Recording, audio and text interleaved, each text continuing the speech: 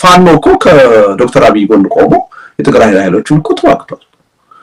ያኔ የነበራቸው አመለካከት የዶክተር አብይ የኛን ጥቅም የሚያስከብር ነው፣ በትግራይ ላይ የሚያደርገው ጦርነት ለሀገር ሲባል ነው፣ ለህዝብ ሲባል ነው፣ ለሉዓላዊነት ሲባል ነው፣ ይሄን ማገዝ አለብን ብለው ነው ያደረጉት።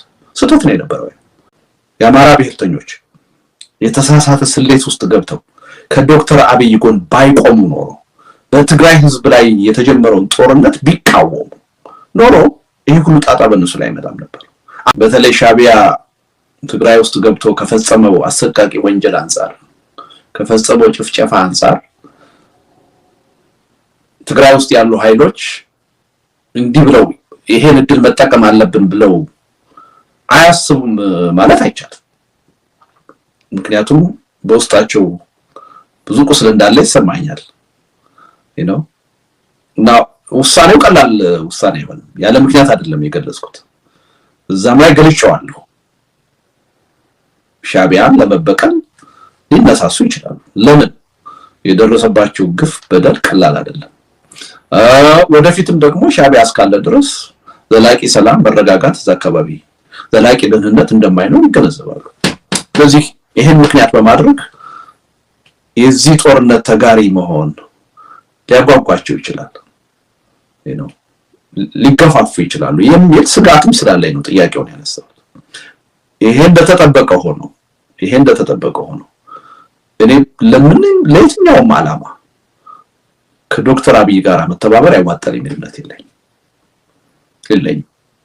ሁለተኛ በምንም ተአምር ትግራይ ውስጥ ለተፈጸመው ወንጀል ዶክተር አብይ ከአቶ ኢሳያስ ያነሰ ሚና አለው ብዬ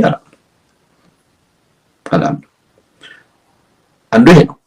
ሁለተኛ ይሄ በዚህ ጦርነት ተሳትፎ ቅድም ያልካቸውን ግቦች ለማሳካት መፈለግ እንደተጠበቀ ሆኖ አሁን ትግራይ ውስጥ ያለውን የህብረተሰብ ስነልቦና አጠቃላይ ሁኔታ መገንዘብ ተገቢ ነው ብዬ አምናለሁ። ሪሊ አሁን ያ ህዝብ ለየትኛውም ዓላማ አሁን ጦርነት ውስጥ ገብቶ እንደገና ለመዋጋትና ለመሞት የሚያስችል ስነልቦና ውስጥ ነው ወይ ያለው? ሪሊ ያስኬዳል ወይ? እኔ አይመስለኝም። ከነዚህ ነገሮች አንፃር ነው የትግራይ ኃይሎች ይሄን ጉዳይ በጥንቃቄ ሊያዩት ይገባል። በነገር ላይ በምንም ተአምር ይሄን ጉዳይ ዳር ለማድረስ ከአብይ ጋር መቆም ያስችላል ብሎ መተማመን አይቻልም። የትኛው ጫፍ ላይ የትኛው መንገድ ላይ አብይ እንደገና ይሄን ጉዳይ ክዶ ወይም ቀልብሶ ሌላ አደጋ ሊፈጥር እንደማይችል ማንም እርግጠኛ መሆን አይችልም። በምንም ተአምር ከዶክተር አብይ ጋር አንድ ግብ ማስፈጸም ይችላል ብሎ ተማምኖ መተባበር ይቻላል የሚል እምነት የለኝም። እንደገና የበለጠ አደጋ እንደውም ሊያመጣ ይችላል የሚል እምነት ነው ያለን። ከዛ አንፃር ነው ከዚህ በተለየ መንገድ ነገሩን ማየት ይጠቅማል የሚል እምነት አለኝ። አሁን ባለው ተጨባጭ ሁኔታ ከዶክተር አብይ ጋር ቆሞ ሻዕቢያን ለማጥፋት መሞከር እኔ አዋጭ ነው የሚል እምነት የለኝም። ከዛ አንፃር ነው ያየሁት እንጂ እርግጥ ነው የሚያጓጉ ነገሮች ናቸው። አንድ ሰው ይሄን ጥያቄ አንስቶ ወደዛ አይነቱ ውሳኔ ለመሄድ ቢገፋፋ ይፈረድበታል ልላችል ግን አጠቃላይ ሁኔታውን መገንዘብ ማየት ያስፈልጋል። ትናንት የነበርንበትን ሁኔታ፣ አሁን ያለንበትን ሁኔታ፣ የትግራይ እናቶች ሰሞኑን የሰሙት መርዶ ከተሰማ ማግስት 2 3 4 ልጆቻቸውን ከአንድ ቤት ባጡበት ማግስት ለየትኛውም ዓላማ ወደ አዲስ ጦርነት መገባት አስፈላጊ ነው ወይ? የትግራይ ህዝብ ስለነበና ይሄን ይፈቅዳል ወይ የሚለውን ነገር በጥንቃቄ ማየት አስፈላጊ ይመስለኛል። ተደጋጋሚ ሌላ ታሪካዊ ስህተት ነው ያልኩት ያለ ምክንያት አይደለም። የፖለቲካ ሊደርሺፑ አሁንም ህዝቡና አካባቢ ወደዚህ አደጋ እንዲገባ የራሱ ሚና ስለነበረው በተለይ ከኤርትራ ጋር ባለን ግንኙነት ከመጀመሪያው ጀምሮ የተሳሳተ አቋም ሲያራምድ የነበረ አካል ነው። ስለዚህ ለዛ ነው ሌላ ታሪካዊ ስህተት እንዳይሆን ያልኩት። ከባድ ነው። የራሴን በትግራይ ኃይሎች ጫማ ውስጥ አስገብቼ ጉዳዩን ሊው ካልኩ ቀላል አይደለም። በጣም ፈታኝ ጥያቄ ነው። ለምሳሌ እንደው በጣም አንጻራዊ በሆነ ሁኔታ የሚለውን የሚያደርግ ትንሽም እምነት የሚጣልበት ኃይል ቢሆን እንደዛ አይነቱን ነገር ማሰብ ሊያስኬድ ይችላል። ለምሳሌ የቅርብ ጊዜ እኮ ትዝታ ነው ለኢትዮጵያ ህዝብ ጥቅም ለአማራ ህዝብ ጥቅም የቆመ ነው ብለው ከዶክተር አብይ ጋር ቆመው የዘመቱ የአማራ ብሔርተኞች ዛሬ ምንድነው የሆነው ጣፈንታቸው? ሁሉ ቆላደረ ከትግራይ ጋር ሰላም ስምምነት በተፈረመ ማግስት እኮ ነው ሌላ ጦርነት በአማራ ህዝብ ላይ ያወጀው። ከዶክተር አብይ ጋር መቆማቸው በጣም ፈርጀ ብዙ የሆነ ስህተት ነው፣ ጉዳት ነው ያመጣው እንጂ ስኬት አንድም ያመጣው ስኬት የለም። በታሪክ ሆኖ በማያውቅ ደረጃ ወንድማማች ሆነው የትግራይ ህዝብ እና የአማራ ህዝብ ደም እንዲቃባ ነው የሆነው። ደም እንዲቃባ ነው። የአማራ ህዝብ ለበለጠ ጦርነት እንዲጋለጥ ነው ያደረገው። አሁን የተገባበት ጦርነት መጀመሪያው የአማራ ብሔርተኞች የተሳሳተ ስሌት ውስጥ ገብተው ከዶክተር አብይ ጎን ባይቆሙ ኖሮ በትግራይ ህዝብ ላይ የተጀመረውን ጦርነት ቢቃወሙ ኖሮ ይሄ ሁሉ ጣጣ በእነሱ ላይ አይመጣም ነበር። አገዛዙ እየነጣጠለ በየተራ ጥቃት የመፈጸም አቅም አይኖርም ነበር። በተለየ መንገድ ስላዩት የሚናገረውን ያደርጋል ብለው ስላመኑት ያላግባብ ነው ይሄ ሁሉ ጣጣ አይመጣም። አሁን ለምንም ነገር ዶክተር አብይን አምኖ ከጎን መሰለፍ ይቻላል የሚል እምነት የለኝም። እኔ የትግራይ ኃይሎችም ችግሮች መፍታት በሚቻልበት መንገድ ሌላ አማራጭ መንገዶችን ማየት አለባቸው እንጂ ከዶክተር አብይ ጎን ቆመው ሊያሳኩት የሚችሉት ዓላማ ይኖራል የሚል እምነት የለኝም። ይሄ ሁሉ ህዝብ ትግራይ ውስጥ ከተጨፈጨፈ ካለቀ በኋላ ለየትኛውም ዓላማ ብሎ ከዶክተር አብይ ጎን መቆም ሞራሊ ትክክል ነው የሚል እምነት የለኝም። ሞራሊ ትክክል ነው፣ በተግባርም በእርግጠኝነት ለውጥ ያመጣል ብሎ ማሰብም ትክክል አይደለም። ቀደምም እንዳልኩት ኦልሞስት በህብረተሰብ ደረጃ ነው ደም እንዲቃባ የተደረገው። ስለዚህ ይሄ በታሪክ በአንድነት የሚታወቅ በወዳጅነት በአብሮነት የሚታወቅ ህዝብ ደም መቃባት አልነበረበትም። ደም እንዲቃባ አንድ ወገን አይደለም ተጠያቂው። በዛ ጉዳይ ተሳትፎ ያደረጉ ሁሉ ተጠያቂዎች ናቸው። እኔ ፋኖ እኮ ከዶክተር አብይ ጎን ቆሞ የትግራይ ኃይሎችን እኮ ተዋግቷል። ያኔ የነበራቸው አመለካከት የዶክተር አብይ የኛን ጥቅም የሚያስከብር ነው፣ በትግራይ ላይ የሚያደርገው ጦርነት ለሀገር ሲባል ነው፣ ለህዝብ ሲባል ነው፣ ለሉዓላዊነት ሲባል ነው፣ ይሄን ማገዝ አለብን ብለው ነው ያደረጉት። ስህተት ነው የነበረው። ይሄ ስህተት መሆኑን ደግሞ ዛሬ አይደለም የምናገረው፣ ያኔም ተናግሬያለሁ። ስለዚህ በዚህ ደረጃ ስህተት ተሰርቷል፣ ምንም ጥርጥር የለውም። ግን ሪሊ አሁን ፋኖንና የዶክተር አብይን ሚና ማነጻጸር ብቻ አይመስለኝም። ዶክተር አብይ የሀገር መሪ ሆኖ መንግስትን እየመራ የፕሮፓጋንዳ ማሽነሪዎቹ ተቆጣጥሮ የመንግስትን ኃይል ተቆጣጥሮ መከላከያን እየመራ በጣም በረቀቀ ስልት ያራምደው አቋም ነው ይሄ። የፋኖዎች ይህን ነገር አለማገናዘባቸው የዚህ ጉዳይ ተባባሪ መሆናቸው ምንም ጥርጥር የለውም፣ ስህተት ነው። ግን ካላቸው ንቃተ ህሊና ደረጃ ከስርዓቱ አሳሳችነት ደረጃ በወቅቱ ይራመድ ከነበረው ፕሮፓጋንዳ እኔ ከፋኖቹ በላይ ተጠያቂ የማደርገው ኤሊቱን ነው። ተምሬያለሁ የሚለው የፖለቲካ ሊደርሺፕ አመራር መስጠት ሚና አለኝ የሚለውን የአማራ ኤሊት ነው ተጠያቂ የማደርገው። ፋኖ ብሶት ያነሳሳቸው ታች ያሉ ወጣቶች ናቸው። ከልባቸውም ለሀገር ይጠቅማል ብለው አስበው ሊሆን ይችላል ወደ ስህተት ውስጥ የገቡት። ዋናው ሊደርሺፕ ነው። የብአዴን ኃይል የአብን ኃይል ነው ዋናው ተጠያቂ። እንደውም ከነሱ በላይ እውነቱን ለመናገር ያንስል ያው ተወደደም ተጠላም የችግሩ ተጋሪ ያልሆኑ ብያኩ አይደለም፣ ስህተት አልሰሩም ብያኩ አይደለም፣ ሰርተዋል። ግን ዋናው ተጠያቂው ሊደርሺፕ ነው። እና የዶክተር አብይን ጥፋትና የፋኖቹ ጥፋት ማነጻጸር ብዙም የሚበጅ አይመስለኝም፣ ተገቢ አይመስለኝም። ዞሮ ዞሮ ይሄ ጉዳይ መለወጥ መቻል አለበት። ሁላችንን እርስ በርስ እያዋጋን ያለው ሲችል እያጨራረስን ያለው ሳይችል ደግሞ በየተራ እያጠቃን ያለው ቤተ መንግስት ያለው ኃይል ሁላችንም ይሄን ተገንዝበን የጎንዮሽ ትግሉን አቁመን የጎንዮሽ ጠቡን አቁመን ግጭቱን አቁመን ይሄን የጋራ የህልውና ፈተና የሆነብንን ኃይል ነው መታገል ያለብን። የትግራይ ኃይሎችም ልክ የፋኖ ኃይሎች የሰሩትን ስህተት እኮ ሰርተዋል። እነሱም እኮ ወደ አማራ ክልል ሲገቡ የተጠቀሟቸው ፕሮፓጋንዳዎች ብዙ ዋጋ አስከፍለዋል። የነፍጠኝነት ትርክት መቀጠሉ ለብዙ አክራሪ ኃይሎች አጀንዳ የሰጡበት ሁኔታ ነው የነበረው።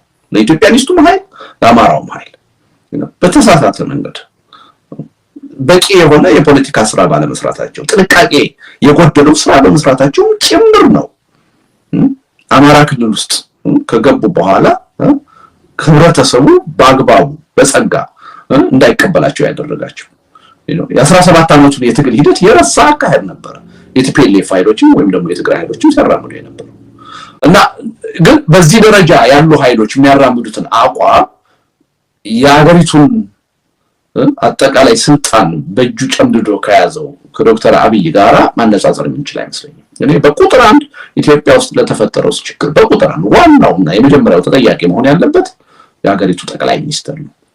ለምንድን ነው መንግስት ያላልኩት? ለምንድን ነው ብልጽግና ፓርቲ ያላልኩት? ነጥቆ መዋቅሩን እንዳይኖር አድርጎ ብቻውን እየወሰነ ያለ ሰው በተባባሪነት ተጠያቂ ናቸው ሌሎቹ፣ ምንም ጥርጥር የለውም። ግን ቁልፉ ይሄ ችግር እዚህ ደረጃ እንዲደርስ በማድረግ ረገድ ቁልፍ ሚና እየተጫወቱ ያሉት ጠቅላይ ሚኒስትሩ ናቸው።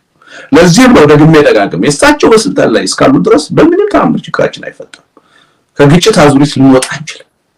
ለዚህም ነው ደግሜ ደጋግሜ ዛሬ አይደለም ከ2 ዓመት በፊት ጀምሮ የሀገሪቱ ቁጥር አንድ የብሔራዊ ደህንነት ስጋት ናቸው ብዬ የተናገርኩት ያለ ምክንያት አይደለም። ይሄው በተግባር ያሳዩ ያለ ጦርነት እኖራለሁ ብለው የማያስቡ እልቂትን ፍጅትን የተለማመዱ የሰው ህይወት የህዝብ እልቂት ከቁጥር በላይ ከቁጥር ውጭ ወይም ከቁጥር በተለየ ምንም ስሜት የማይሰጣቸው ሰው ስለሆኑ ሪሊ ከያዙት ስልጣን ካሉበት ወንበር አንፃር ኃላፊነታቸውን በደንብ ማየት ያስፈልጋልና በየደረጃው የተሰሩ ስህተቶች አሉ፣ በደንብ አሉ።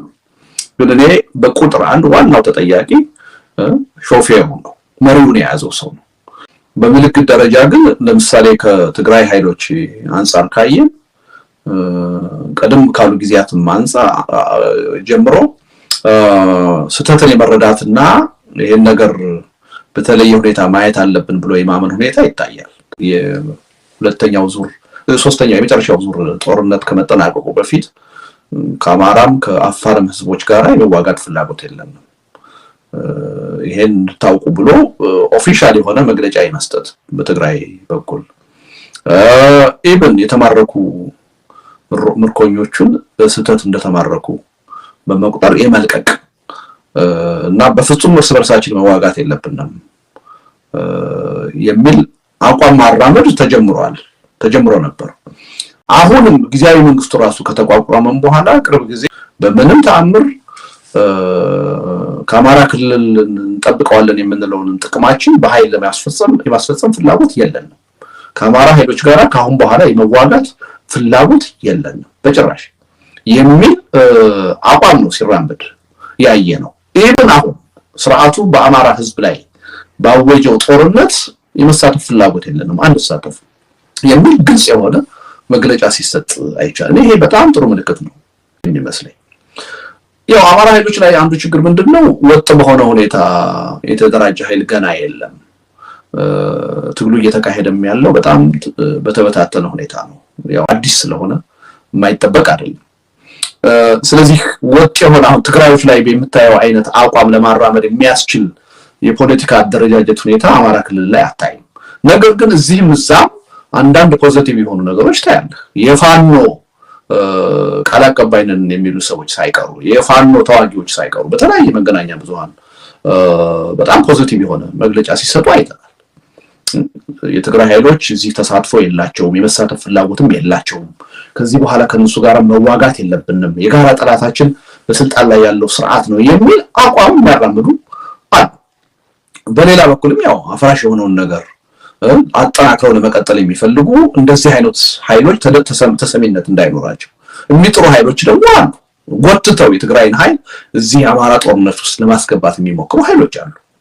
በዚህ ምክንያት በጣም የጠነከረ ሁኔታ አናይም። ነገር ግን በአገር ሽማግሌዎች ደረጃ በምሁራን ደረጃ እነዚህ ሁለት ህዝቦች ወደዚህ ጦርነት መግባታቸው ትክክል አይደለም፣ ከዚህ በኋላ በፍጹም በሁለቱ ህዝቦች መካከል ጦርነት መካሄድ የለበትም የሚል ተነሳሽነት እንዳለ እኔ በግሌ ቢያንስ አውቃለሁ። ብዙ የአገር ሽማግሌዎች ከአማራ ክልል ብዙ ምሁራኖች ይሄን አጀንዳ ይዘው ለመስራት ሁሉ በተግባር ሙከራ የሚያደርጉ ሰዎች እንዳሉ አውቃለሁ። እና የጠነከረ ነው ወይ አይደለም፣ ከፍተኛ ደረጃ ላይ እየደረሰ አይደለም፣ ብዙ ጉድለት ያለበት ገና በለጋ ደረጃ ያለ እንቅስቃሴ ነው። ግን በሁለቱም ወገን የነበረውን ችግር በተለየ መንገድ የመረዳት የመገንዘብ የመጸጸት እና ይሄ ሁለቱን ህዝብ ደም ማቃባታችን ስህተት ነው ለሌላ ኃይል መጠቀሚያ ነው የሆነው የሚል አስተሳሰብ ከጊዜ ወደ ጊዜ እያደገ የመጣ እንደሆነ እያየሁ ነው። እኔ ሰሞኑን ህብረተሰቡ ያለውን ሪአክሽን በተለያየ መንገድ እየተከታተልኩ ነበር። በጣም ቀላል የማይባል ተስፋ የሚፈጥር አዝማሚያ ነው በሁለቱም ህዝቦች እየታየ ያለው። መጸጸት አለ፣ መቆጨት አለ። ያው መቼም እንዲህ አይነት ነገር የራሱ የሆነ ፕሮሰስ አለው፣ ሂደት አለው። በአንድ ጊዜ መቼም አንድ ነገር ከአንድ ነገር ወደ ሌላ ነገር አይሸጋገርም። በተለይ በፖለቲካ ብዙ ነገር አዝጋሚ ነው። ስለዚህ ነገሮች ግን ወደዛ አቅጣጫ የመሄድ አዝማሚያ እያሳዩ እንደሆነ አያለሁ እና ብዙዎቻችን ያ በጎ አቅጣጫ እንዲጠናከር ከተረባረብን መስራት የሚገባንን ነገር ከሰራን እና ያን ይሄ እንዳይሆን የሚጥረውን ኃይል በሐሳብ ደረጃ አስቀድመን ማሸነፍ ከቻል እኔ ይሄ የበለጠ እየተጠናከረ ሄዶ ነገ ከነገ ወዲያ መሬት ላይ በተግባር ሊገለጽ የሚችል ውጤት ያመጣል የሚል ተስፋ አለኝ። አጠቃላይ እንደ ሀገርም ያለንበትን ሁኔታ ካየ እዚህ አይነት አምባገነን መንግስት ገጥሞን ያውቃል ወይ?